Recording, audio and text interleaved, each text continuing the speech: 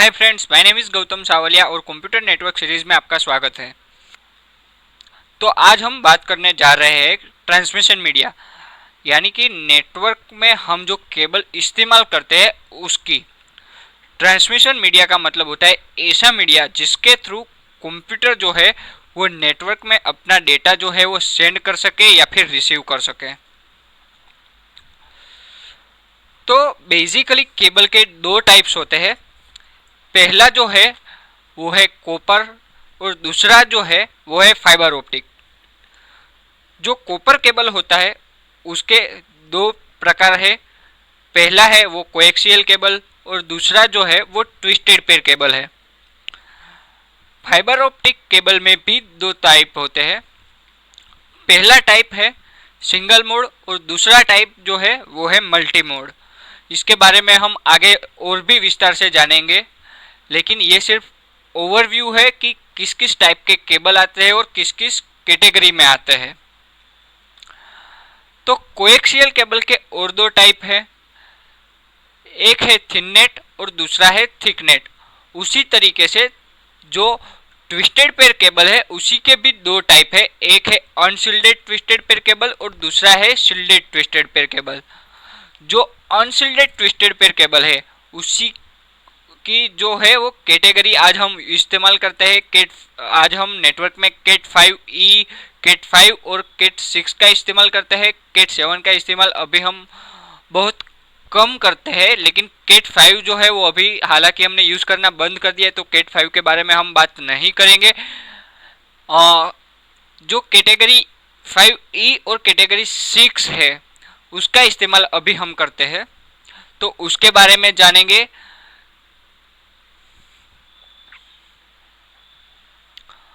तो अभी मैं सबसे पहले बात करना चाहता हूँ कोएक्सियल केबल के बारे में।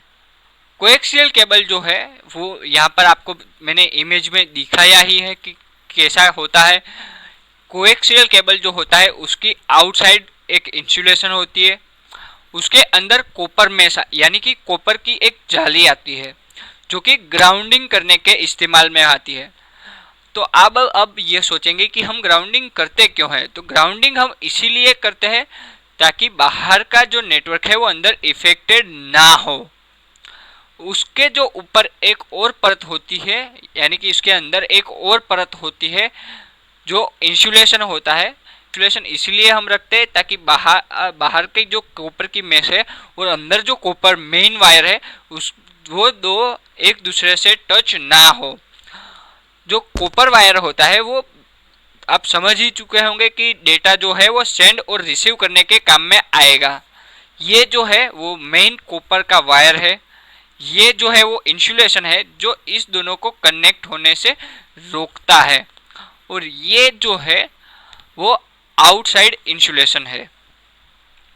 तो अब मैं बात करने वाला हूँ कोएक्सियल का जो एक टाइप है थिन नेट केबल, उसके बारे में। थिन नेट केबल और थिक नेट केबल में ज़्यादा फर्क नहीं है, सिर्फ फर्क इतना ही है कि थिन नेट केबल जो होता है वो पतला आता है और थिक नेट केबल जो होता है वो मोटा आता है। बाकी कोएक्सियल केबल में कुछ भी डिफरेंस नहीं है।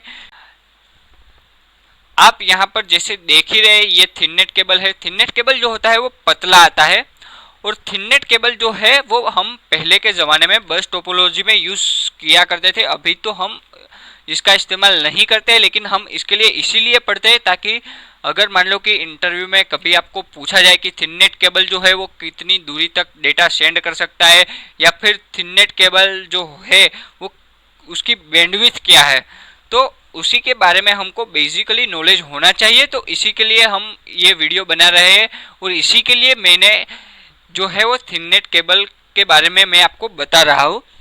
थिन नेट केबल जो है वो जैसे कि मैंने आगे बताया था कि बस टोपोलॉजी में यूज़ होता है। तो बस टोपोलॉजी में क्या क्या यूज़ होता है तो वो तो मैंने आपको आगे की वीडियो में बता ही दिया है। बस टोपोलॉजी में है सबसे पहले हम जो यूज़ करते हैं वो है केबल, जो कि हमारे ये रहा कोएक्सियल केबल। उसके अलावा ये दो साइड हम जो है टर्मिनेटर का यूज़ करते थे, तो ये रहे वो टर्मिनेटर। टर्मिनेटर का इस्तेमाल हम क्यों करते थे वो तो मैंने आपको आगे के वीडियो में बता ही दिया है। तो अगर आपने आगे का वीडियो नहीं देखा है तो प्लीज़ आगे जो है टोपोलॉजी का वीडियो वो देखिए, ताकि आपको बेसिकली आइडिया आएगा। और ये जो है वो बीएनसी टी कनेक्टर है। बीएनसी का मतलब होता है कि बैरल नेट कनेक्टर। ये टी शेप का होता है, इसीलिए हम इसे बीएनसी टी कनेक्टर कहते हैं।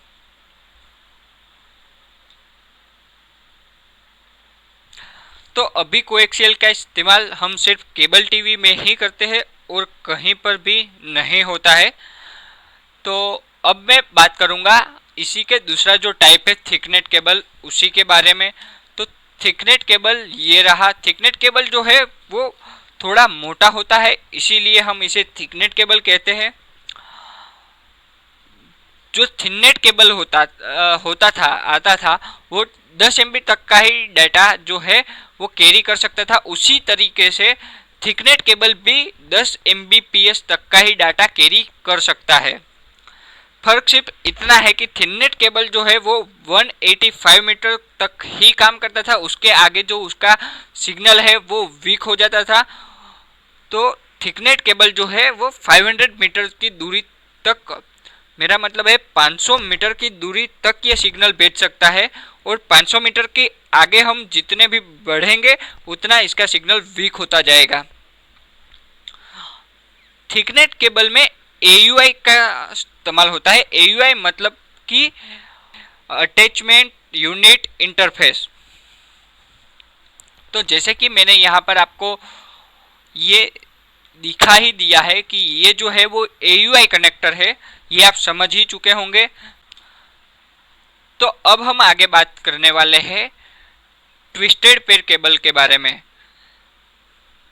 जैसे कि आप यहाँ पर इमेज में देख ही सकते हैं कि मैंने एक तरफ अनशिल्डेड ट्विस्टेड पेयर केबल रखा है, दूसरी तरफ जो रखा है वो है शिल्डेड ट्विस्टेड पेयर केबल। इसमें सिर्फ यही फर्क है कि ये जो है यहाँ पर शिल्ड है और यहाँ पर शिल्ड नहीं है। तो इस केबल को ट्विस्ट इसीलिए किया जाता है तो कि हम क्रॉसटॉक जो है वो अवॉइड कर सके। अब आप ये कहेंगे कि क्रॉसटॉक होता क्या है। तो क्रॉसटॉक का मतलब ये होता है कि इलेक्ट्रिक करंट जब पास होता है तो मैग्नेटिक फील्ड जनरेट होती है, जिसके जरिए नेटवर्क जो है वो कम्युनिकेशन में बहुत ही स्लो हो जाता है। और ये स्लो ना हो और ये जो क्रॉसटॉक है वो जनरेट ना हो, इसीलिए हम इसको निश्चित दूरी के यानी कि निश्चित अंतर पर इसे हम मोड़ देते हैं। यूटीपी केबल जो है वो 100 Mbps तक का डाटा कैरी कर सकता है और 100 मीटर तक की दूरी तक ले जा सकता है। यूटीपी और एसटीपी दोनों के लिए ये बातें सेम रहेगी। यूटीपी केबल भी 100 Mbps का होता है और एसटीपी केबल भी 1 Mbps तक का ही डाटा कैरी कर सकता है। उसके अलावा हम दूरी की बात करते हैं तो वो भी दोनों सेम ही है, 100 मीटर 100 मीटर। तो अब हम बात करेंगे फाइबर ऑप्टिक केबल के बारे में। फाइबर ऑप्टिक केबल में प्लास्टिक या कांच की नली होती है और उसके बीच में से सिग्नल जो है वो पास आउट होता है। ये देखिए, ये जैसे कि आप देख रहे हैं कि यहाँ के बीच में से एक सिग्नल जो है वो पास आउट हो रहा है। तो ये सिंगल मोड है, इसके लिए यहाँ से सिंगल सिग्नल जो है वो पास आउट होता है। सिंगल मोड का सबसे बड़ा फायदा ये है कि ये 60 किलोमीटर तक अपने जो सिग्नल है वो भेज सकता है। जी हाँ, आपने सच सुना कि ये 60 किलोमीटर तक यानी कि 60 किलोमीटर तक अपना सिग्नल जो है वो भेज सकता है। तो अब हम बात करेंगे मल्टी मोड के बारे में। मल्टी मोड में एक से ज़्यादा जो है वो रेज जो होती है वो पास आउट होती है और ये सिर्फ 2 किलोमीटर तक ही अपना सिग्नल जो है वो भेज सकता है। आप में से बहुत सारे लोगों को ये तो मालूम ही होगा कि हमारा जो सी है यानी कि हमारा जो समुद्र है उसके अंदर पूरा जो है वो फाइबर ऑप्टिक केबल बिछाया हुआ है ताकि हर कंट्री एक दूसरे से कम्युनिकेट कर सके। तो अब हम बात करेंगे कि जो नेटवर्क में कौन सा केबल इस्तेमाल करना चाहिए, कौन सा नहीं करना चाहिए।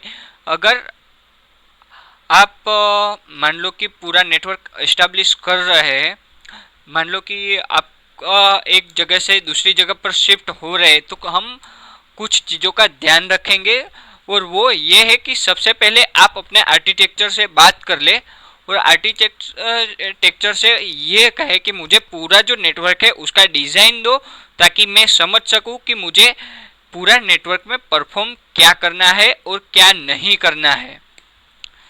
सेकंड जो चीज़ है वो ये है कि पूरा एनालाइज करो कि आप अभी कितने जो इंटरनेट आपका कितना इस्तेमाल हो रहा है और कितना फ्यूचर में इस्तेमाल हो सकता है। तो क्योंकि अगर मान लो कि आप 1 Mbps का इस्तेमाल कर रहे हैं और आपके वहाँ सिर्फ 20 यूज़र है तो कोई दिक्कत नहीं होगी, लेकिन मान लो कि अभी यूज़र बढ़ के 75 हो गए तो आपको जो है वो प्रॉब्लम हो सकती है। इसके लिए आप सबसे पहले एनालाइज करें कि प्रेजेंट हमारा जो है वो कितना है और फ्यूचर में हमें कितने डेटा की रिक्वायरमेंट है, कितनी स्पीड की रिक्वायरमेंट है। थर्ड चीज जो है वो आपका जो पूरा नेटवर्क है उसमें सेगमेंट कितने हैं। मान लो कि आपकी एक बिल्डिंग है, उसमें आपने 4 माले अलग अलग बनाए हैं, तो जो ये 4 सेगमेंट है उसके अलावा भी हमें ये देखना पड़ेगा कि जो ये 4 सेगमेंट के अंदर सेगमेंट की लेंथ कितनी है, क्योंकि आपको सीधी सी बात है कि 4 अलग अलग सेगमेंट पे 4 अलग अलग स्विचेस का इस्तेमाल करना पड़ेगा। तो आपको जो है वो केबल उसी के हिसाब से आपको जो वो केबल की लेंथ डिसाइड होगी। इसीलिए आप सबसे पहले ये जान ले कि सेगमेंट की लेंथ कितनी है। अब हम बात करेंगे बैंडविड्थ के बारे में।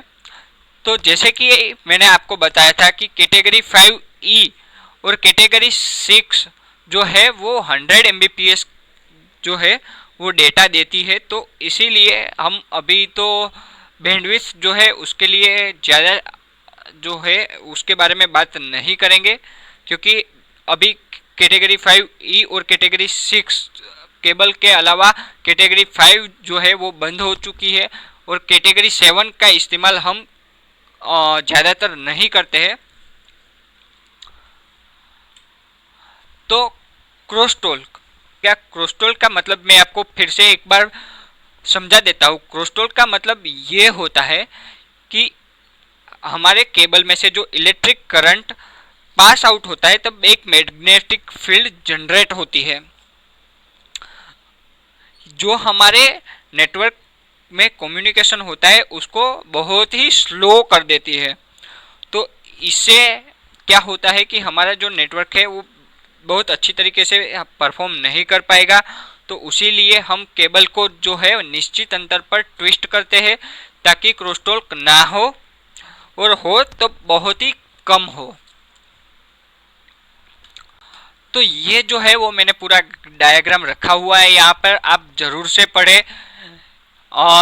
या मैं आपको कुछ ओवरऑल बता देता हूँ। जैसे कि हमने बात की थी कि यूटीपी और एसटीपी केबल के बारे में। यूटीपी केबल जो है वो अभी 100 Mbps का आता है, एसटीपी केबल भी अभी 100 Mbps का आता है, तो इसके लिए उसके हम बात नहीं करेंगे। लेकिन कोएक्सियल केबल जो है वो हम पहले बस टोपोलॉजी में इस्तेमाल किया करते थे जो कि 10 Mbps के हुआ करते थे। और फाइबर ऑप्टिक केबल जो है वो 100 Mbps से लेके 1 Gbps तक के होते हैं। बैंडविड्थ का मतलब तो आप जानते ही है। बैंडविड्थ का मतलब ये होता है कि ये देखिए, मैंने आगे आपको बताया था कि अमाउंट ऑफ डेटा जो कैरी करता है केबल उसे हम बैंडविड्थ कहते हैं। अब हम बात करेंगे मैक्सिमम जो दूरी जो होती है वो कितनी दूरी तक ये परफॉर्म अच्छी तरीके से कर पाता है। यूटीपी जो है 100 मीटर तक अच्छी तरीके से परफॉर्म करेगा, एसटीपी भी 100 मीटर्स तक ही अच्छा परफॉर्म करेगा। कोएक्सियल केबल जो होता है वो उसके बदले में 200 से 500 मीटर तक जो दूरी है वो कवर अप कर लेगा। हालांकि हम अभी कोएक्सियल केबल यूज नहीं करते हैं तो इसे अवॉइड करें। तो फाइबर ऑप्टिक जो केबल है वो 2 किलोमीटर से लेके 60 किलोमीटर तक अच्छा परफॉर्म करता है। वैसे तो यहाँ पर 100 किलोमीटर तक दिया गया है, लेकिन 60 किलोमीटर तक वो अच्छा ही परफॉर्म करता है। इसके अलावा यहाँ पर जो है इंटरफेस रेटिंग दी गई है और कुछ जो चीज़ें दी गई है वो सिक्योरिटी पर्पस से है कि यूटीपी और एसटीपी में अभी लो सिक्योरिटी है, कोएक्सियल अभी तो हम इस्तेमाल कर ही नहीं रहे, तो फाइबर ऑप्टिक जो है वो अभी अच्छा है और इसकी सिक्योरिटी पर्पस भी अच्छी है। तो गाइज, अगर आपको ये वीडियो पसंद आया हो तो इसे ज़रूर लाइक करें, इसे शेयर करें, और अगर आपने ये चैनल को अभी तक सब्सक्राइब नहीं किया है तो आपने प्लीज़ सब्सक्राइब करें और उसके पास में जो बेल आइकन है उस पर क्लिक करें ताकि अगर मैं वीडियो अपलोड करूं तो आपको नोटिफिकेशन मिलती रहे।